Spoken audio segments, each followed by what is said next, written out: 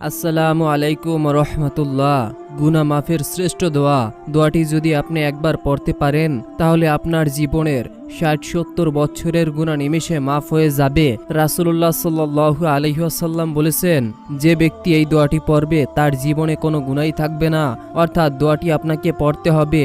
দোয়াটির বাংলা উচ্চারণ হলো সুবহানাল্লাহ ৩৩ বার, আলহামদুলিল্লাহ ৩৩ বার, আল্লাহু আকবার ৩৩ বার, লা ইলাহা ইল্লাল্লাহু ওয়াহদাহু লা শারিকা লাহু লাহুল মুলক ওয়া লাহুল হামদু ওয়া হুয়া আলা কুল্লি শাইইন কদির একবার। অর্থ, আল্লাহ তাআলা মহান ও পুত পবিত্র, যাবতীয় প্রশংসা আল্লাহর জন্য। আল্লাহ সবার চেয়ে বড়, নেই কোনো উপাস্য, একক আল্লাহ ব্যতীত তার কোনো শরিক নেই। তারই জন্য সমস্ত রাজত্ব ও তারই জন্য যাবতীয় প্রশংসা। তিনি সকল কিছুর উপরে ক্ষমতাশীল। সুবহানাল্লাহ। ভিডিওটি শেয়ার করে